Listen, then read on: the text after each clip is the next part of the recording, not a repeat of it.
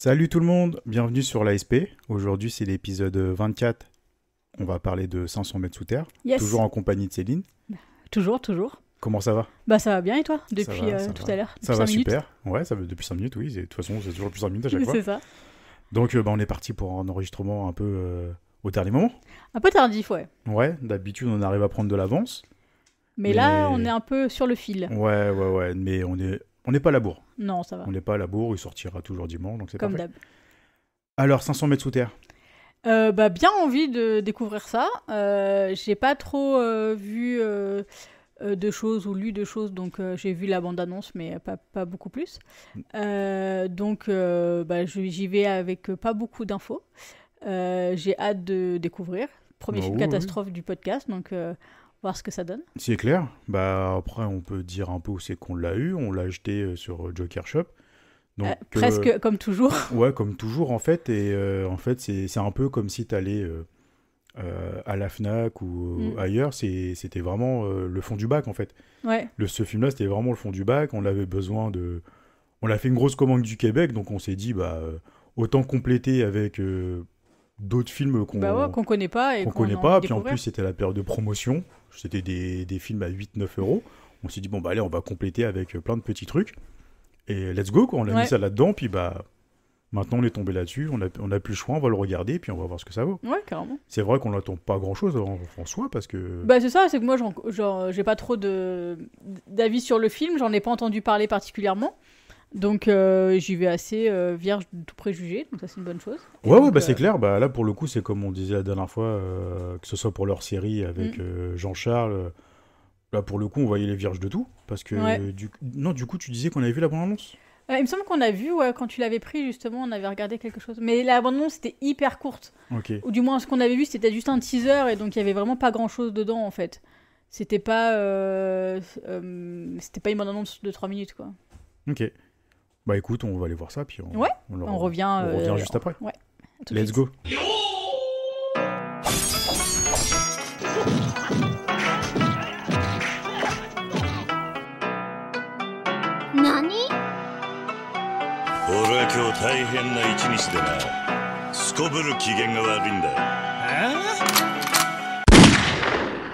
De retour après le visionnage de 500 mètres sous terre. Oui, on est là. Et avant de vous lancer la bande-annonce, Céline, elle va nous pitcher ça. Ouais.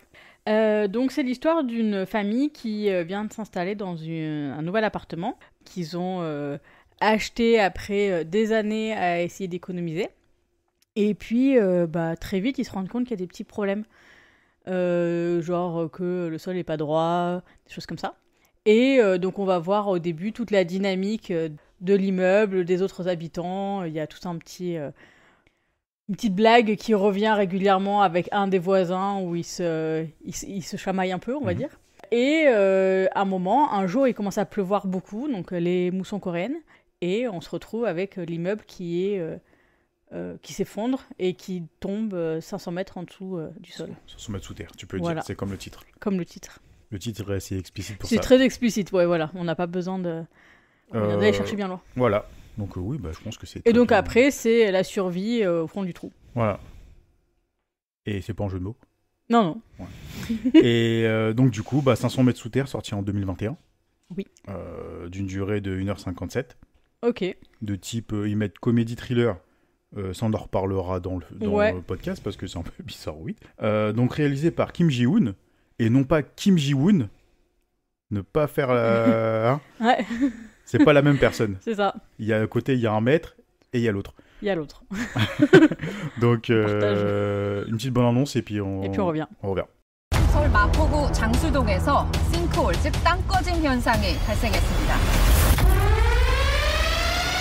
이 사고는 현재 빌라 한 동이 싱크홀 안으로 가라앉은 상태입니다.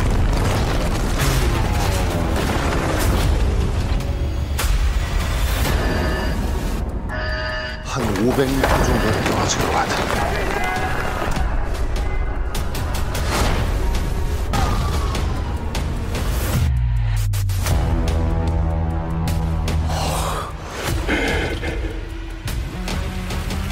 이런 거 본 적 있습니까?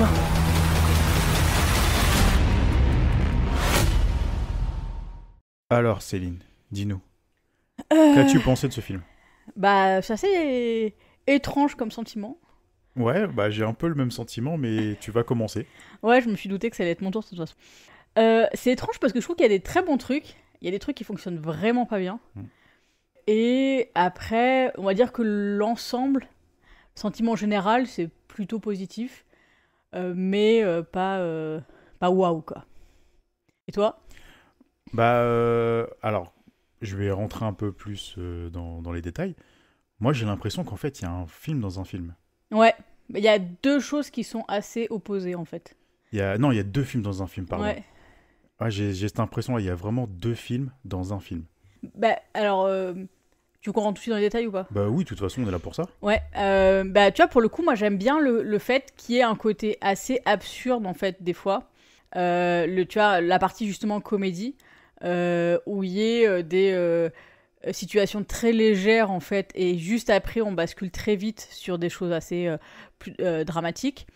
Et après, sur, comment dire, la façon de mettre en avant certains éléments qui va être voilà, hyper grandiloquent, des choses hyper presque super-héroïques. Ouais, il faut le dire vite. Hein. Et non, mais tu vois, genre, mais dans l'absurdité. Grandiloquent, faut mais le dans dire très l'absurdité, très vite. tu vois, genre le truc avec la citerne, c'est le truc absurde, mais qui est ramené comme quelque chose de.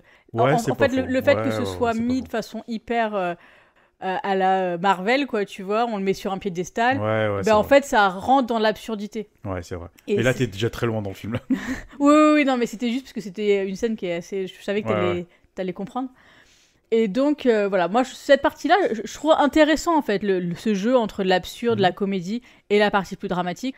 Là où je trouve que c'est un peu dommage, c'est que finalement, ça va pas assez dans le drame, en fait. Ouais, moi, je trouve que le parti pris dramatique, il arrive beaucoup trop tard dans le film. Ouais, et puis, il est... Tu sens qu'il est là, histoire de dire on n'a pas fait quelque chose de trop aseptisé, de trop... Bah ouais, mais c'est dommage Mais- parce qu'en fait, le film, à la base, il commence vraiment comme une comédie, en fait. Ouais. Et limite comme un téléfilm Ouais. genre grand public qui Ouais. passe le dimanche après-midi C'est ça. et tu le regardes avec ton poulet frit devant la télé, quoi. Ok, moi, ça marche. Oui, tu me proposes un film comme ça. Ouais. J'accepte. Je vais rentrer dans le délire. Moi, j'avais plus l'impression de voir un épisode d'un drama Ouais, je suis d'accord. rallongé, Ça faisait très drama, ouais, même dans la façon de... dans la dynamique, Ouais. et puis dans l'esthétique aussi. Ouais, je suis d'accord. Ouais, j'ai dit, bon, vas-y, si tu veux. Après, bon, on va pas se mentir, hein, en général, même les films catastrophiques, en général, c'est juste là pour montrer que c'est du grand spectacle. Ouais. Ça y va avec des grands sabots, des énormes sabots, tu vois. C'est vraiment pour rentrer dans Ouais. dans le lore, quoi. Oui, puis tu sais que, tu vois, chaque petit détail qu'on t'a amené, ça va ramener des Bien informations pour plus tard. Bien sûr, c'est même plus des fusils de Chekhov qu'il y a là-dedans. C'est des bazookas, quoi. Ouais, exactement. Mais après, voilà, moi, il y a les films catastrophes, en général, je passe un assez bon moment, Ouais. tu vois, c'est un peu la déconnexion de cerveau, puis j'accepte ce qu'ils me proposent, même si scientifiquement parlant, c'est pas crédible, ça marche pas. Ouais, non, je pense que c'est pas le principe du film, en fait. Ouais, mais tu vois, il y en a plein, on pourra dire plein de noms de films, Ouais. mais bon, on n'est pas là pour name dropper. Mais pour le coup, j'ai dit, bon, bah vas-y, de toute façon, j'attendais pas un chef-d'œuvre. Non, honnêtement. moi non plus. Hein. J'attendais pas un chef-d'œuvre. Mais quand le film a commencé avec son style très très comique, pour le coup, Ouais. parce qu'on était le but premier, parce que le film, moi je trouve qu'il met longtemps aussi à démarrer. Ouais, c'est ça. Il y a vraiment la partie du début où justement il emménage. Donc ça commence le jour de son emménagement où il y a déjà la pluie et tout qui est là. Et la première interaction qu'il a avec son voisin, c'est une confrontation en fait. Et donc ça après, t'as le running gag qui revient où à chaque fois qu'il a besoin de quelque chose, bah, c'est le voisin qui arrive. Et cette partie-là, elle est suffisamment longue. Après, je sais pas si la raccourcir, ça aurait pas aussi amené trop de... comment dire, tu vois, un peu moins de background sur les persos, je ne mais... sais pas. Après, j'ai pas la prétention de dire ce serait mieux Ouais. comme ça ou pire dans ce. Je sais pas. J'ai Mais- pas cette prétention-là, mais en fait, moi, j'ai l'impression que la direction du film, elle est un peu elle a un peu le cul entre deux chaises. Ouais.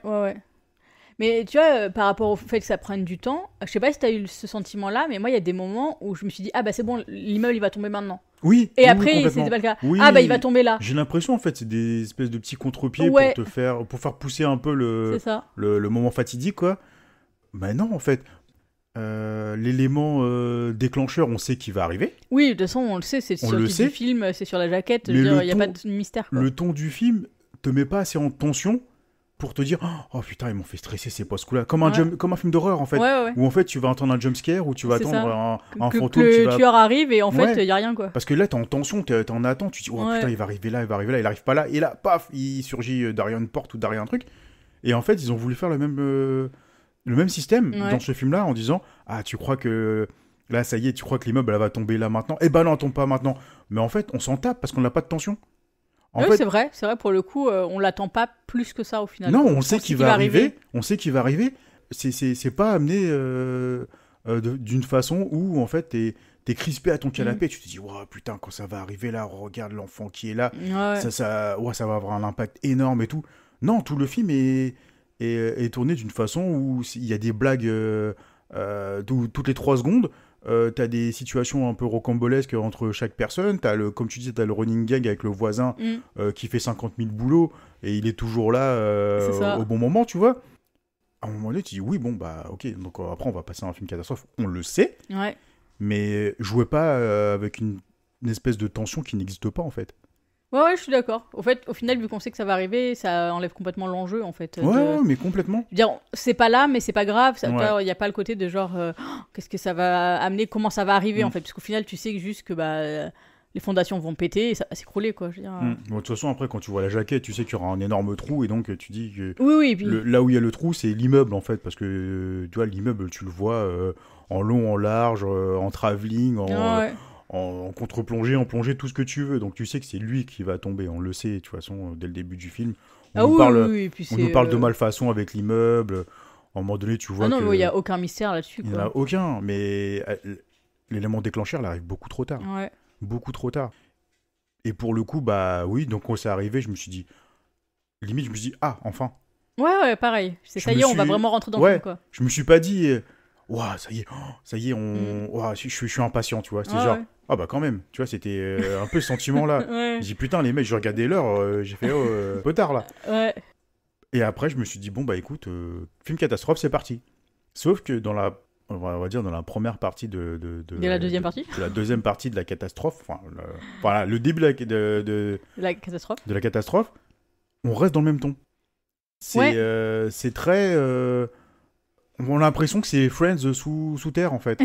Ouais, moi, ce que je disais, justement, c'est que je trouvais que le contraste entre les deux aurait été, pour moi, vachement plus intéressant si la partie dramatique était beaucoup plus poussée. Parce que là, on va, comme tu dis, rester un peu sur un schéma de drama, si tu veux. Donc, il y a le côté comédie, il y a un peu de drame, mais ça va pas trop loin pour pas que ce soit un truc trop dur, en fait. Le début du drame, justement, t'as cette espèce de voiture qui tombe avec l'immeuble. Ouais. Et t'as un gag autour de la voiture où t'as l'autre, il veut pas tomber, la voiture qui recule, et donc pour éviter que ça tombe, il appuie avec sa main sur l'accélérateur pour avancer. Et sauf que t'as l'autre devant qui esquive la voiture comme il peut, qui repousse avec ses pieds, tu sais. Ça c'est absurde, ça fonctionne pas. Mais t'as cet effet comique là que tu comprends parce que tu l'as vu depuis le début du film. Et ensuite, ils se secourent mutuellement. Et au moment où ils se secourent, t'as faut que j'ai sauvé un tel. Oui, merci beaucoup. Il est en train de pendre dans le vide, tu vois. T'as des effets de gars qui ont rien à faire dans cette deuxième partie-là, pour moi. Après, t'as un espèce d'effet de style qui arrive tout d'un coup. Et on passe dans un autre film. Ouais. Il y a le côté, justement, il faut pas que ce soit trop un film comédie joyeux, vu que le thème est quand même catastrophique. Et donc, on a rajouté un peu plus de drame sur la fin. Avec l'arrivée de la pluie et de l'eau. Ouais. Après, tu vois, c'est con parce que les effets avec l'eau, j'ai bien aimé, tu vois. Ouais, moi, ce que j'ai pas aimé, c'est la descente au niveau CGI. Que j'ai vraiment trouvé mal faite, la CGI, on en reparlera, je pense. Ou même on peut en parler tout de suite. Hein. Elle est pourrie, quoi. Ouais, c'est de la bouillie, en fait. C'est de la bouillie numérique. Tu le vois à 4 mètres, bien sûr. Et puis, c'est pas crédible. T'as une chute d'un immeuble sur 500 mètres. Tu les vois en train de tanguer sur le plateau, parce que là, tu vois tout de suite que c'est sur un plateau.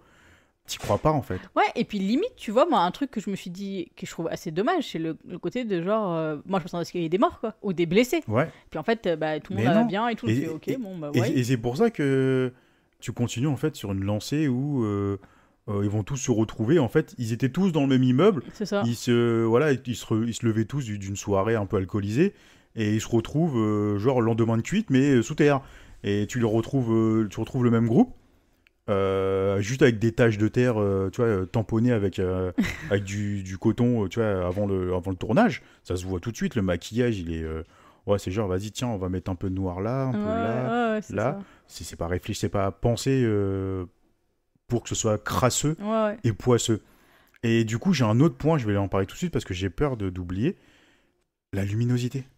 Ouais, je suis d'accord, il fait beaucoup trop jour en fait. Il fait jour tout le temps. Bah, surtout qu'il y a encore plus ou moins de l'électricité. Ouais. C'est-à-dire que c'est là où il y a... Après, bon, je pense que Non, c'était pas fait pour être réaliste, mais tu vois, il y a le côté des lumières jaunes et Oui, tout qui mais reste. en alors fait, qu'en fait, c'est pas qu'il reste de l'électricité. C'est juste qu'en fait, le film, il est suréclairé. Ouais, mais ce que je veux dire, c'est que dans l'image que ça va rendre, ça renvoie en Bien fait. sûr. En fait, c'est c'est justement, l'image qui renvoie. T'as l'impression que c'est encore éclairé. Oui, quoi, t'as alors l'impression que- qu'en fait, il y a encore l'électricité, mais il y en a pas du tout. En fait, c'est juste parce que c'est suréclairé sur le tournage. Et c'est déroutant parce que Ouais. t'as des scènes, t'as les premières scènes où justement t'as les lampes de la voiture Ouais. qui éclairent un peu l'ensemble. Tu te dis, mais pourquoi tu fais pas un jeu clair-obscur là-dessus? Ouais, et puis même avec les bougies, par exemple, Avec au les final, bougies. bah, en fait, les bougies, elles éclairent rien parce que Ouais. tout est éclairé autour. Et en fait. moi, il y a une scène qui m'a marqué, c'est, je crois que c'est quand ils s'enfoncent dans un étage en dessous, il y en a un qui a une frontale, ils ont tous des lampes torches, mais ils éclairent le jour. Non, mais c'est ça, c'est trop ça. C'est en fait, t'as l'impression que c'est Alors juste histoire de dire qu'ils ont des trucs de survie, quoi. Alors mais, qu'ils sont un étage en dessous. Alors qu'ils sont censés Ah faire ouais, plus c'est ça. sombre. Et ça marche pas. Parce que même, en fait, ça m'a frappé tout de suite sur la première scène du film. Ouais. Où la scène d'emménagement, où il pleut, voilà, il y a une grosse pluie qui tombe. Et t'as les déménageurs qui montent les cartons. Et t'as les déménageurs qui montent et tout. Et t'as une grosse pluie. Donc t'as un ciel bien nuageux. gris, ouais. Mais c'est éclairé comme en plein jour. Ouais. Et en fait, c'est dommage parce que tous les spots lumineux, tu les vois en fait, parce que l'ombre, elle n'est pas naturelle. Ouais, puis L'ombre même, des personnages, c'est- l'ombre portée, elle n'est pas naturelle par rapport à la lumière ambiante Ouais. ou naturelle. Mais tu sens que c'est des projecteurs et c'est ultra éclairé. Ouais, T'y c'est crois trop- pas du tout. Mais surtout que l'intérêt, justement, de faire quelque chose sous terre, c'est l'obscurité, en fait. Ben, moi, c'est ce que C'est j'attendais. tout- Ouais, moi, c'est pareil. Moi, je tu m'attendais vois, vraiment à quelque chose de... J'ai pensé à un film comme Daylight. Je sais pas si tu t'en rappelles. Non. Avec Stallone, dans le tunnel, là, c'est un film catastrophique dans un tunnel Ouais. où en fait t'as un tremblement de terre, je crois. T'avais du trafic Ouais. dans le tunnel et en fait t'as des gens qui sont emprisonnés dedans. Ok. Et Stallone, en fait, bah, c'est Stallone quoi. Ouais, il vient sauver Voilà, l'humanité, quoi. c'est un mélange de Rambo, Rocky, il fait tout dans le film. Cliffhanger aussi, je crois qu'il fait l'escalade. Et en fait, il va sauver un peu tout le monde. Enfin bref, je vais pas rentrer dans le détail du film, c'est pas un podcast sur Cliffhanger. Stallone, oui. Et donc, dans Daylight, pardon, je voulais dire Daylight. Et dans Daylight, en fait, tu sens que tout de suite, bah, l'électricité, elle s'en va au fur et à mesure. Ouais. Et t'as l'éclairage qui s'assombrit, en fait. Ouais. Et moi, j'attendais ça de ce film. Parce que même si, voilà, ça reste un film catastrophe, ou ouais, on va juste te foutre du grand spectacle, moi, j'attendais vraiment, je me dis 500 mètres sous terre, quand tu vois que ça tombe, et que t'as les gens qui regardent dessus, tu vois un énorme trou. C'est ça, et tu vois pas le fond. Mais tu vois pas le fond, c'est sombre. Et eux, c'est pareil, en fait. Ils voient un tout petit cercle lumineux. Et donc, vu que tu sais que le trou fait la taille d'un immeuble, tu as cette dimension de profondeur.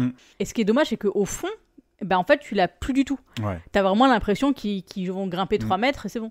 Et même, tu vois, sur la montée des eaux, sur la chute des pierres, des choses comme ça, et ben, je trouve qu'on n'est pas assez dans la survie et le risque qu'il y a. Tu vois, justement, je trouve qu'il y a Ça manque moins d'enjeux Ouais, sur... ouais. bah, en gros, là, on peut crever. Limite, leur plus gros problème, c'est plus la bouffe, en fait, Ouais. et l'eau. Ouais, puis encore la bouffe. Bah, non, mais ce que je veux dire, c'est que, en gros... c'est pas montré en fait à l'écran, mais on va dire que la première recherche qu'ils vont faire et tout, ça va être trouver de la bouffe, des choses comme ça, et on va dire que c'est plutôt ça que vraiment se dire on va clamser parce que tout va s'effondrer et on va jamais ouais, s'en mais sortir. moi, dans cette partie-là, moi, j'ai aucun enjeu dramatique. Ah non, c'est ça, moi c'est vraiment, je trouve que... J'ai même pas peur pour eux, j'ai même pas C'est ça. peur qu'il y ait un blessé, j'ai même pas peur qu'il y en ait un qui, je sais pas, moi, qui fasse une hypothermie ou quoi que ce soit, qui soit claustro. Ouais, ou... même de blessé, tu vois, un blessé, blessé grave qui... Mais ça, justement, je veux rebondir sur la deuxième partie du film catastrophe, où une fois que le père il descend par l'ascenseur pour aller récupérer son fils, là on change de film. Ah oui, Là on change de film. Là il y a un enjeu dramatique. L'enjeu dramatique, il arrive au bout de... Pour moi, c'est la fin du film. Oui, c'est la fin du film. Je crois qu'il arrive au bout d'1h30 presque. Ouais. Donc là, je me dis, mais c'est beaucoup trop tard encore. Ouais, je suis d'accord. C'est beaucoup trop tard. Et là, tu vois il commence à avoir une image qui s'assombrit. Même si, en fait, pour enlever les flashlights, en fait, ils ont mis un filtre vert. Et donc, en fait, toutes les lumières des spots, fait, elles réfléchissent en vert. Donc, en vert un peu... tu le vois... Un peu caca, tu vois, mais il y a une idée d'assombrir l'image. Donc, je dis, bon, ok, pourquoi mais ça arrive encore trop tard. Et là, après, tu commences à avoir justement un enjeu où tu vois une coupure. Tu dis, ah, bah voilà, enfin, il se blesse. Avec tout ce qui lui est arrivé, enfin, il a une blessure. Et là, bon, après, je vais pas raconter le reste du film parce qu'il y a vraiment un enjeu dramatique pour le coup dans cette partie-là. Ça dure un quart d'heure, hein, vraiment. Mais, Ah oui, pour moi, c'est beaucoup trop court. Et je trouve que justement, le côté de la comédie, si l'enjeu dramatique était beaucoup plus fort, ça donnerait un côté un peu de genre pétage de câble. Tu sais, quand t'es hyper stressé, oui, même quand t'as limite un syndrome post-traumatique, où en gros, t'as besoin d'extérioriser et tu extériorises par des blagues pourries ou des trucs, mais tu vois. Ouais, et donc t'as pas cette pesanteur entre eux, tu vois, tu vois le fait que tu touches, comme je te disais, le fait qu'il y en a un qui soit claustro ou qu'il y en ait un qui soit vraiment paniqué parce que il a peur de mourir ou quoi que ce soit. Non, en fait, ils sont tous sur le même piédestal. Ils ont tous le même état d'esprit. C'est genre, on est tous ensemble. On attend que les secours arrivent. On attend que les secours arrivent, mais t'en as pas un qui est plus dramatique que l'autre, t'en as pas un qui est plus comique que l'autre. Ils sont tous au même niveau. Ouais, je suis d'accord. Et c'est complètement dommage. Ouais. Parce que franchement, moi j'aurais accepté, tu vois, qu'il y ait plus une fracture entre les personnages, ou même ne serait-ce que... Soit ils se déchirent, ou soit vraiment ils s'entraident entre eux, mais t'as ni l'un ni l'autre en fait. T'as ni l'un ni l'autre. Ouais, c'est ça. Tu vas avoir au début de la deuxième partie un peu plus dramatique. Oui, il y a l'entraide. Tu as l'entraide, mais ça, c'est pareil, ça va pas au bout. Ouais, je suis d'accord. Ça va pas au bout. Et les ellipses, en fait, elles fonctionnent pas. Parce que pendant que t'as le père qui est en dessous, ceux d'au-dessus, ils ont l'impression qu'en fait, ils ont perdu... parce qu'il y a eu un éboulement. Et pour eux, en fait, le gars est mort. Mais t'as toute la scène qui se passe en bas. Et donc, il se passe pas mal de choses. On va pas raconter ce qui se passe parce que, voilà, il se passe quand même 2-3 petits trucs quand même. Ouais, y a des trucs. Là, ça m'a eu, tu vois. Ouais. Ils m'ont eu avec cette partie-là un petit peu, tu vois. Ouais, je suis d'accord. Et pendant ce temps-là, t'as les autres, ils sont au même point. T'en as un qui a vachi... ils ont pas bougé. Ils ont pas bougé, alors qu'il s'est passé presque 10 minutes en bas à essayer de survivre et puis de faire ce qu'ils ont à faire. Et au-dessus, t'as l'impression qu'en fait, il s'est passé 5 secondes. Tu vois, t'as un problème d'ellipse entre les scènes. Il y a voilà, une incohérence scénaristique qui saute aux yeux, en fait. Et je trouve ça dommage. Franchement, je trouve ça dommage. Parce qu'il manque pas grand-chose, en fait. Il manque pas grand-chose pour aller que ce soit plus loin un bon divertissement. Ouais, pour que ce soit vraiment un film catastrophe réussi. Ouais. Tu vois, vraiment le petit truc qui manque pour dire, t'as vraiment peur qu'il crève, en fait. Là, t'attends juste savoir comment les secours ils vont y aller. Ouais. Et un truc que je trouvais justement au départ plutôt intéressant, c'était souvent dans les films catastrophes, les personnes en bas savent pas que les secours sont là. Oui. Ou les secours sont pas informés qu'il y a quelqu'un qui... Donc il y a toute une partie où en fait... Ils sont reclus quelque part, mais en gros ils sont bloqués quelque part, et en gros personne n'est là pour les voir, et donc il y a un peu ce côté de genre attente pour rien. Et je trouvais plutôt intéressant d'avoir ce contre-pied là, c'est-à-dire que les secours arrivent très vite, parce que forcément en plein Séoul t'as un immeuble qui tombe, je veux dire ça passe pas inaperçu, et qu'il y ait tout de suite des choses qui sont mises en place pour aller les secourir. Eux savent très vite qu'il y a du monde, et je trouvais que c'était pas assez abouti aussi de ce côté-là, parce qu'il y avait pas l'enjeu des secours qui sont vraiment en train de se démener pour tout essayer, pour essayer d'y arriver, ce qui est un peu une résignation qui arrive assez vite, je trouve. Ouais, c'est vrai. Et dans l'autre sens, le côté de genre, on est paumé en bas et il y a personne qui sait qu'on va arriver, en fait. Ouais. Tu vois, qui sait qu'on est en bas, il y a personne qui va arriver. Et donc ça, je trouve que pour le coup, au départ, le contre-pied était intéressant, mais comme ça va pas au bout, en fait, au final, tu te retrouves encore avec un truc un peu tidasse. Ouais, non, je te rejoins sur ça. C'est vrai que j'avais pas vu ce point-là, mais oui, t'as complètement raison. Ouais, tu vois, après, je vais pas revenir sur ce que j'ai dit tout à l'heure, mais tu vois, ne serait-ce d'avoir une côté résignation dans le fond, tu vois, où ils disent vraiment on est perdu, on peut plus rien faire, voilà, on est 500 mètres sous terre, on est bloqué, quoi. Et en fait, ça a été, ça a été contré rapidement avec, comment dire, ils ont envoyé tout de suite un talkie-walkie, un drone, où en fait, après, t'as eu le téléphone satellite. Oui, après, ils ont envoyé des paquets de survie, en fait, avec un téléphone satellite. Mais ça arrive très vite pour le coup, tu vois. Il y a des choses qui arrivent très tard, et t'as des choses qui arrivent trop vite. Et en fait, ça... ça manque d'équilibre. Ouais, exactement. C'est exactement le terme. Voilà. T'as tout dit. Donc, je crois qu'on peut arrêter là-dessus. Parce que moi, j'ai plus d'autres choses à dire. Je pense que ça mérite pas non plus qu'on tourne en rond. Non, c'est ça. C'était ok. Ouais, voilà. C'est-à-dire que c'était pas le truc où je me suis dit, putain, vivement que ça se termine. C'était plus, j'arrive pas trop à savoir où ils veulent m'emmener. Et en fait, tu vois, ils t'emmènent à un endroit, puis ils te refont 10 pas derrière, puis ils te ramènent en avant, puis ils te remettent en arrière. Mais ouais, non, mais il y avait un peu ce côté-là. Et puis, pareil, à la fin, on te redonne la petite sucette lollipop avec la gomme au milieu, que tu vas croquer avec plaisir parce que tu reviens dans un drama. C'est ça. Comment dire, un drama familial. Où en fait, tu vas regarder ça en famille, puis vous allez tous rigoler, puis tout va bien. C'est ça. Et je me suis dit, putain, il y a un manque d'équilibre dans le film, c'est ahurissant, quoi. Ouais. Est-ce que t'as... Pardon, vas-y. Vas-y. Non, j'allais te demander si t'avais une scène un peu de préférence ou... En fait, c'est vraiment la deuxième partie où il y a un enjeu dramatique, pour le coup. Ouais. Je dirais celle-là, parce que, à un moment donné, j'ai cru au vrai contre-pied. Ouais. J'ai cru qu'il y allait vraiment avoir un vrai tournant qui allait me dire, putain... ils ont vraiment fait un truc de fou, quoi. Ouais, en fait, tu vois, d'apporter... Je peux pas raconter la scène, c'est dommage. Tu sais, commencer un film sur un ton assez comique et après basculer sur un réel drame, ça peut marcher. Ah ouais, quoi. Et ça marche de fou, ça, en général. Si c'est bien écrit, si c'est bien maîtrisé, ça te fait passer du rire aux larmes, mais en un instant. C'est ça. Moi, c'est ce que j'attendais. Quand j'ai vu qu'il y avait la comédie à ce point-là, j'attendais ça. Moi aussi. Et quand cette deuxième partie-là, elle est arrivée, j'y ai cru. Ouais. Pas cru longtemps. Ouais, c'est ça. Mais j'y ai cru. C'est pareil, ça t'emmène pas assez loin, quoi. Ouais. Et je dirais, pour sauver les meubles, je dirais cette scène-là, quoi. Ouais. Et toi ? Moi, c'est pas forcément une scène, c'est plus les deux personnages des mères que je trouve qu'ils sont bien. Ouais, c'est vrai. On les voit peu, mais à chaque fois qu'on les voit, je trouve que justement c'est très juste dans leur posture, dans leur dialogue, des choses comme ça. Voilà, je trouve que c'est deux personnages qui sont assez forts en fait. Ouais, je suis d'accord. Qui vont aussi beaucoup amener l'aspect dramatique du film. Ouais, tu vois, je suis assez d'accord avec toi, mais tout de suite, c'est oublié avec la scène d'après, quoi. Ouais, je suis d'accord. En fait, l'équilibre s'inverse directement avec une scène derrière. Peut-être, je sais pas si c'est un problème de montage ou si c'est vraiment un gros problème d'écriture. T'as l'impression qu'en fait, quand tu passes d'une scène en surface et d'une scène au fond, ça switch en équilibre et ça n'a plus rien à voir en fait. C'est ça. Les enjeux sont plus les mêmes et le drame n'est plus le même.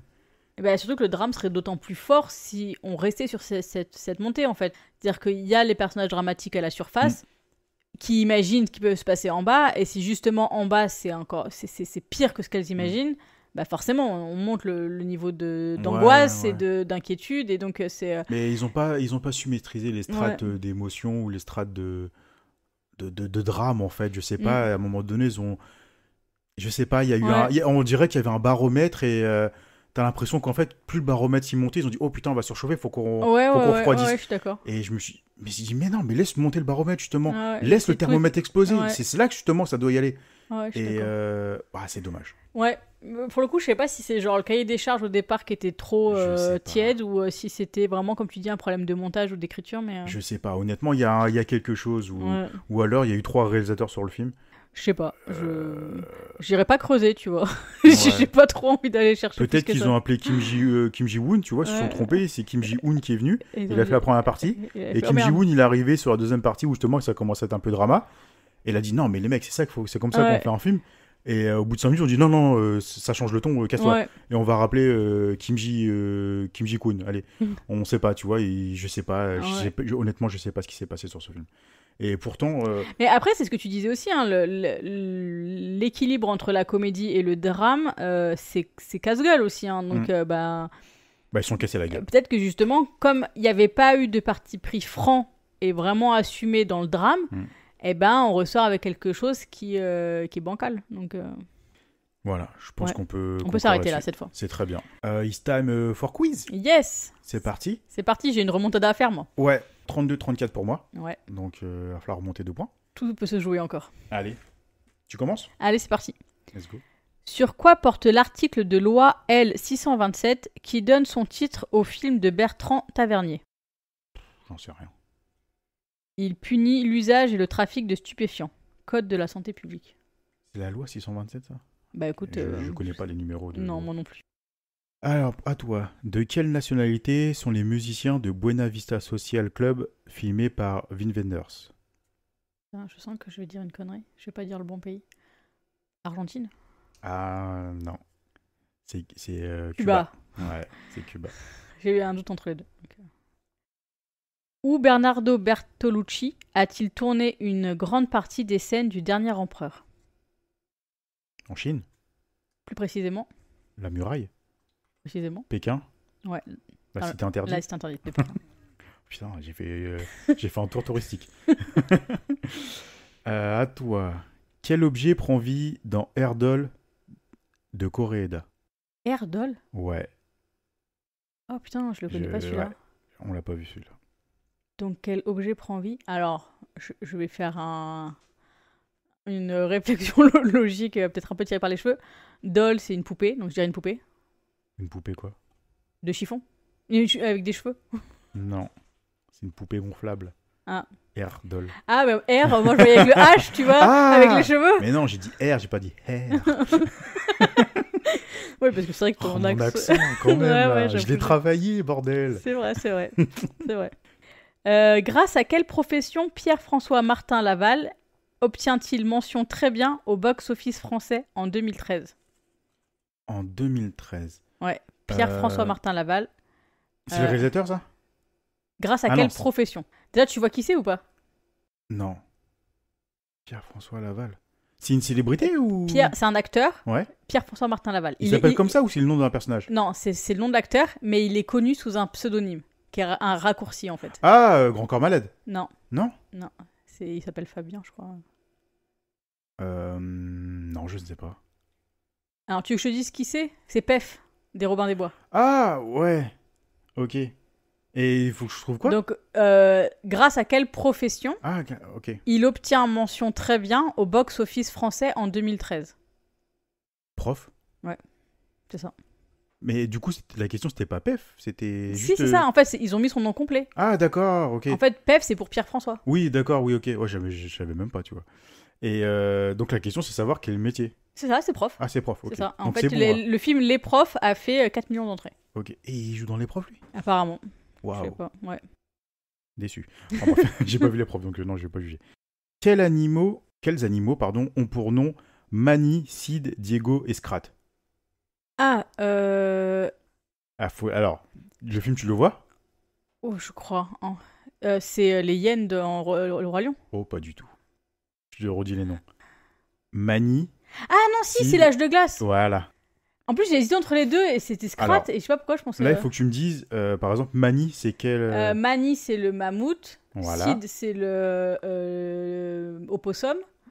Le truc avec les yeux qui se barre en live, là. C'est pas un opossum. Ah non, c'est pas un opossum. C'est quoi, ça ? Un paresseux ? Ouais. Scrat, c'est l'écureuil. Ouais. Et Diego. Diego, c'est le tigre des neiges avec les dents de sabre. Exactement. C'est bon. Alors, dans quel film 4 amis décident-ils de se suicider en se gavant de nourriture ? Ah, j'ai plus le nom. Ah, ça me revient pas.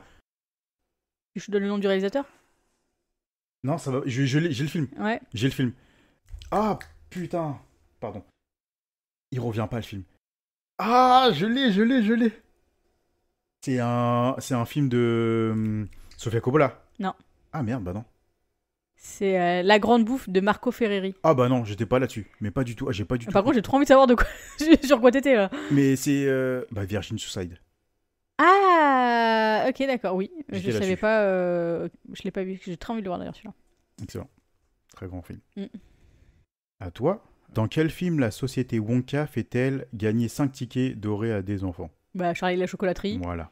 Ou Wonka, si tu veux, le plus récent. Voilà. Quelles sont les 2 obsessions de Muriel dans le film du même nom? Ah, c'est con, tu l'as pas vu celui-là. Muriel. Ouais. Un film qui s'appelle Muriel. Avec Toni Collette. Oh. C'est un vieux film, c'est un très bon film. Non, ça me parle pas. C'est ABBA Ouais. et Se marier. ABBA. ABBA, le groupe ABBA, Ah ouais. en fait, elle est fan de ABBA et tout ce qu'elle cherche dans le film, c'est se marier. Ah, ok. Ok, je connaissais pas. Donc à toi. Retrouver les 2 films qui se cachent dans ce titre. Les 12 samouraïs. Attends, j'ai pas compris la question. Retrouver les 2 films qui se cachent dans ce titre. Les 12 samouraïs. En fait, dans les 12 Les samouraïs... 12 salopards et les 7 samouraïs. Voilà, exactement. T'as tout compris. Non, mais des fois, j'ai pas une bonne logique, alors j'étais pas sûre de moi. Bah c'est fini. Ouais. Et ben, t'as 2. Et tu as 3. Donc, toujours pas... Tu Je reviens à un remonte, point. mais je suis pas encore... C'est déjà pas mal. C'est déjà pas mal. Petite remontada. Allez. Maintenant, le coup du spectacle. Non, les recos. Ah, les recos, oui. Oh là là, je suis Les plus... recos, on est là, il faut que tu nous recommandes des choses. Il faut que je te recommande des choses, ouais. Tu veux commencer ou je commence? T'as quelque chose? Ouais, j'ai quelque chose. Allez, vas-y. Alors moi, je vais recommander un livre. Et c'est assez particulier, parce que c'est pas un roman ou quoi que ce soit. En fait, c'est dans les archives secrètes de la police. Donc c'est un livre qui va regrouper des comptes rendus d'enquête, des informations sur les différentes affaires criminelles qui a pu y avoir eu à Paris. Donc c'est en France.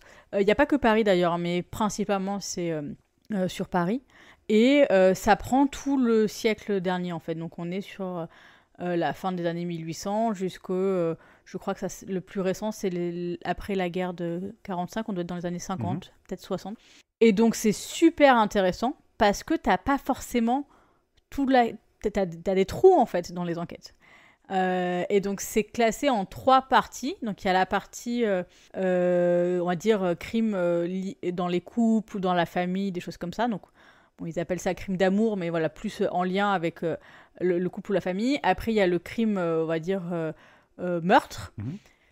Et après, il y avait un petit peu le reste, quoi, les problématiques qu'il peut y avoir.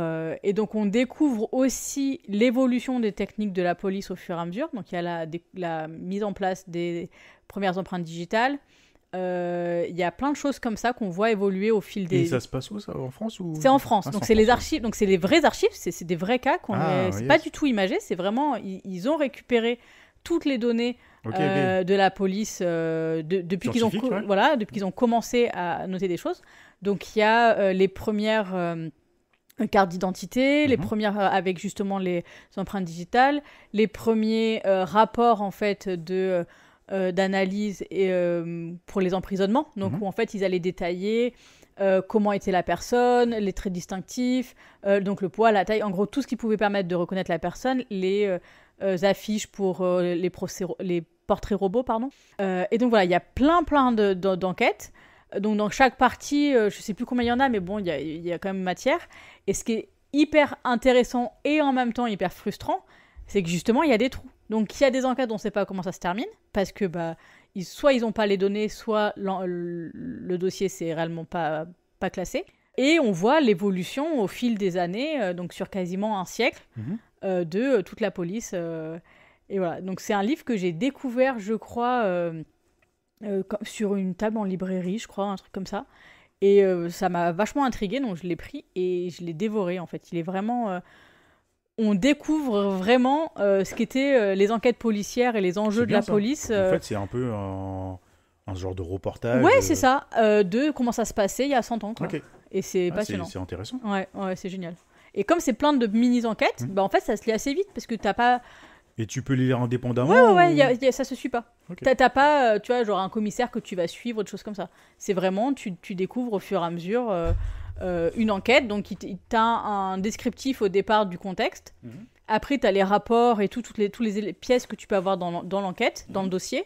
Et ensuite, après, t'as soit comment l'affaire s'est résolue, soit comment justement aller en attente. Ok, c'est parfait. Voilà. C'est tout pour toi? Ouais, c'est tout. Okay. C'était ma petite recommandation du jour. Ok, donc à mon tour, moi je vais vous recommander, c'est pas vraiment une recommandation dans un premier temps, C'est juste pour rendre hommage au maître Toriyama, Ouais. qui est décédé aujourd'hui, donc le 8 mars, à notre grand désarroi, grand Bah ouais, désespoir, à notre grand Tristesse. tristesse. Enfin voilà, j'ai pas les mots. Honnêtement, ça, voilà.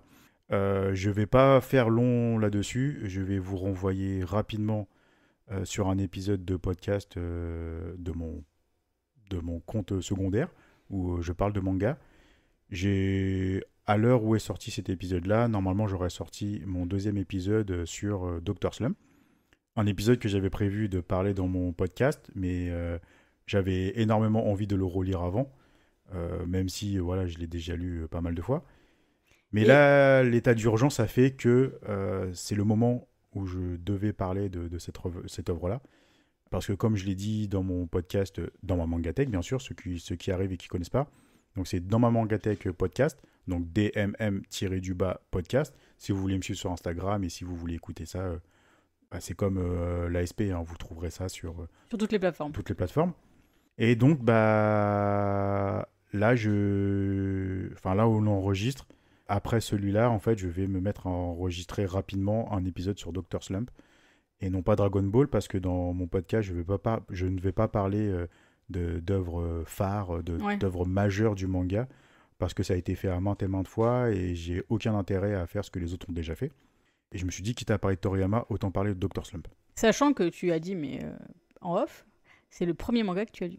C'est le premier manga que j'ai lu de ma vie. Donc il a quand même une place toute particulière. Mais ça, j'en dirai plus dans le podcast. Et donc, je vous renvoie vraiment là-dessus. Parce que je n'ai pas envie de faire doublon avec ce que je vais raconter dans l'autre.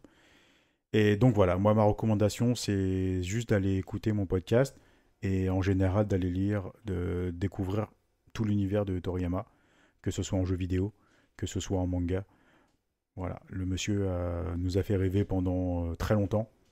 On peut parler pour nous deux, hein. Nous on a grandi avec, hein. Moi, Toriyama il nous a initiés au manga. Mais complètement. Alors toi c'était Dr. Slump, mais moi le premier manga que j'ai lu c'est Dragon Ball.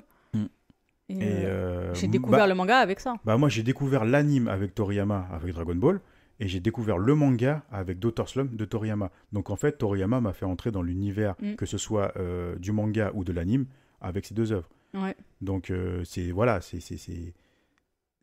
notre maître à tous. Je ne veux pas dire mon maître parce qu'il appartient pas qu'à moi. On est des millions à vénérer ce monsieur-là.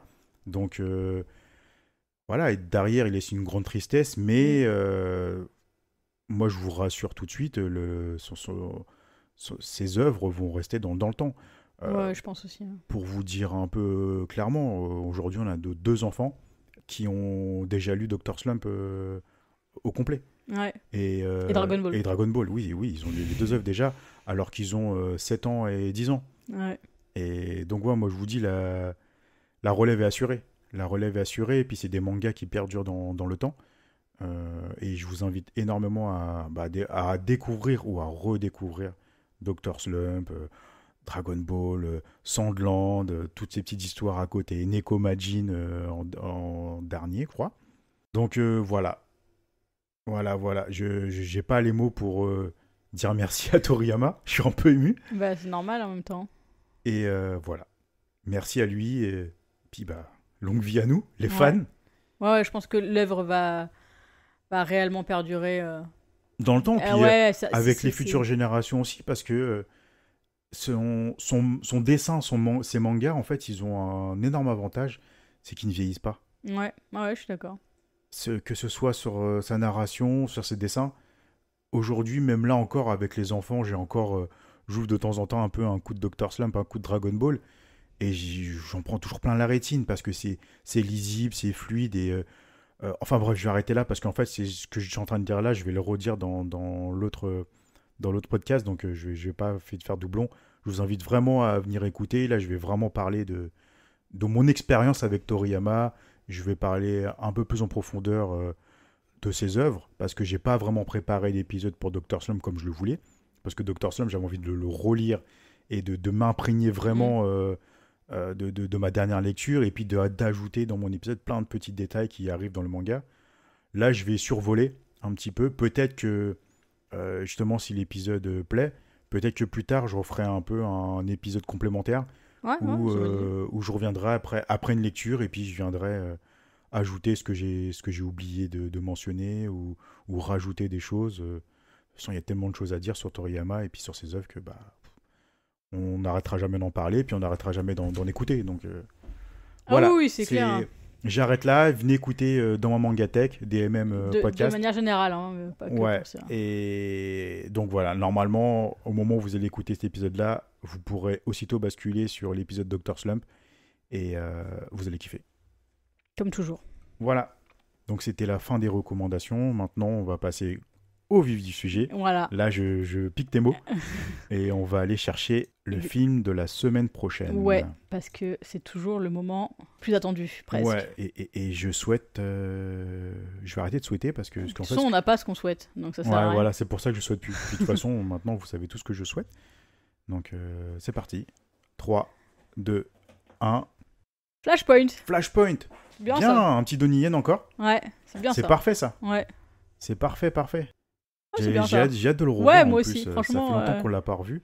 Et là, ça va être du pure action. Ça va bien bourriner, là. Ça va bourriner à fond. On a déjà eu du Donnie Yen avec SPL.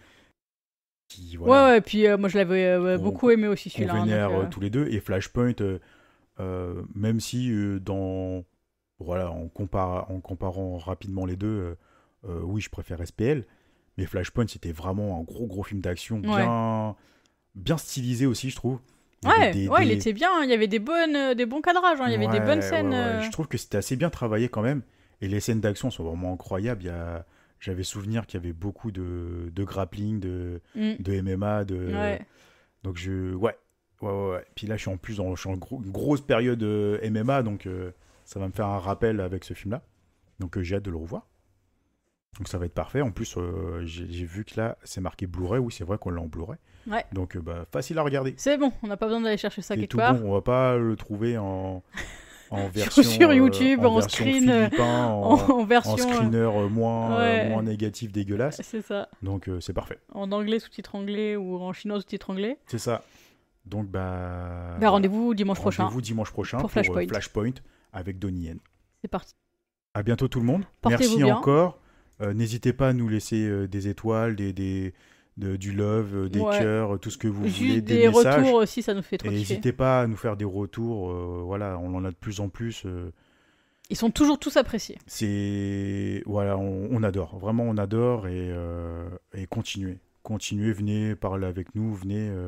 Je pense que de toute façon, on l'avait parlé de certains concepts. Je pense qu'on va bientôt vous solliciter aussi pour de futurs épisodes hors série. Ouais. Donc venez nombreux, montrez que vous êtes là et donnez-nous envie surtout de contribuer avec vous et que vous contribuez pour le podcast en choisissant des thèmes ou des films ou on sait pas, peut-être on cherche, on sait que dans l'année on va avoir peut-être des trous sur des hors-séries, donc pourquoi pas à vous de nous proposer des idées. Ouais, s'il y a des choses que vous avez envie d'aborder, on fera ça avec plaisir. Ou par exemple, là, avec les hors-séries invités, on a une watchlist incroyable à rattraper. On en a rattrapé pas mal d'ailleurs. Ouais, on en a rattrapé quelques-uns. Donc, dédicace quand même à Camille et à Jean-Charles. On a rattrapé des films et c'était excellent. Et je pense qu'on fera un petit retour individuellement avec eux parce qu'ils nous ont demandé aussi de faire un retour. Carrément. Et donc on vous écoute aussi, on écoute nos invités et puis on va vers les films qu'on nous conseille aussi parce que nous aujourd'hui on est un peu vieux, on est un peu boomer, on est un peu déconnecté, les réseaux sociaux ça va trop vite pour nous. Nous on a encore la DSL, il y a pas la fibre, c'est trop rapide. Nous on a connu le modem qui fait du bruit quoi. Voilà, donc nous c'est toujours plaisant d'avoir des petits retours sur tiens, est-ce que vous avez vu ça, c'est pas mal aussi, ça peut par rapport à des épisodes qu'on a fait, à des films qu'on a parlé. Si vous avez entendu que je sais pas moi, ce film-là vous avez adoré, est-ce que vous l'avez vu celui-là, c'est un peu dans le même genre, vous allez kiffer, tu vois. On y va. Non, puis après il y a aussi ce qu'on disait, c'est que comme on a moins de temps pour regarder des films, on sélectionne plus et donc d'avoir des gens qui vont nous recommander des films et où en plus on a pu échanger sur la filmographie et on se retrouve sur beaucoup de points, c'est toujours apprécié. Et puis en gros, vous êtes pour nous, vous êtes les meilleurs vendeurs de films, plus que les distributeurs eux-mêmes, parce que les distributeurs, ils vendent des films parce qu'ils ont acheté des licences, Mais vous avez découvert quelque chose qui vous a marqué, qui vous a parlé. Et le fait de nous en parler, en fait, c'est presque argent comptant, en fait. Ah ouais, carrément. Vu que nous, déjà, en temps normal, on est assez bon public.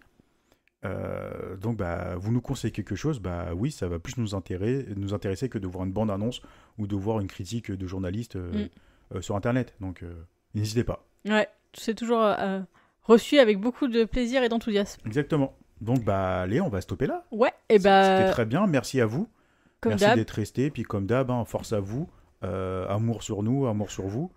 Et on reviendra très vite, dans une semaine. dans une semaine, on lâche pas le rythme. Yes. On se retrouve dans une semaine. Portez-vous bien d'ici là. À bientôt. À bientôt. Bye.